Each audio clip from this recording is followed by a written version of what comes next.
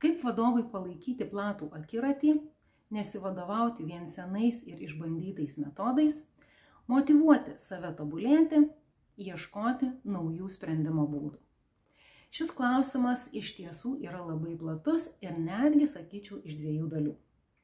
Pirmoji dalis yra apie tai, kaip vadovui palaikyti platų akiratį ir nesivadovauti vien senais ir išmėgintais būdais.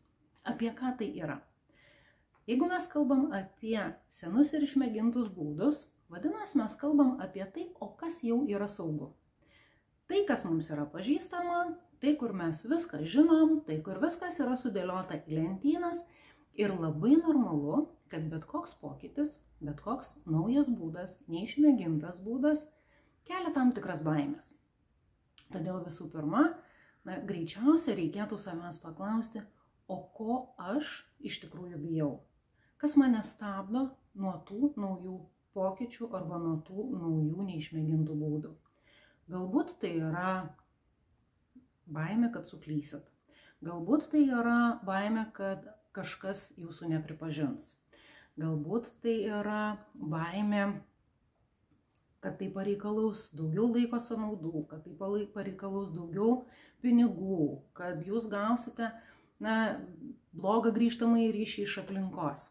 Tiesiog atsakymas savo į klausimą, o ko aš iš tikrųjų bijau, gali jums padėti susidėlioti savo mintis, kad ta baimė galbūt yra visiškai neracionali.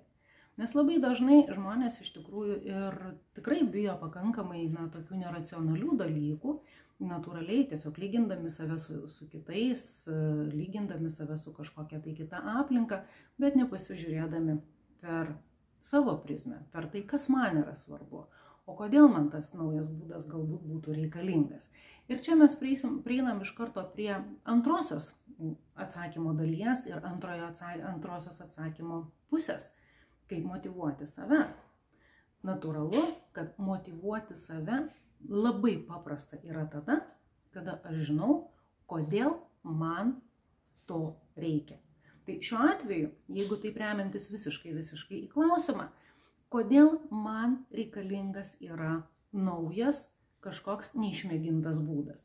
Jeigu mes kalbam apie, pavyzdžiui, verslo tobulinimą, tai normalu, kad kodėl man to reikia, ką man tai duos, kaip vadovui, kaip savininkui, kaip komandos vadovui, galbūt kaip komandos lyderiui, ką tas naujas būdas man duos.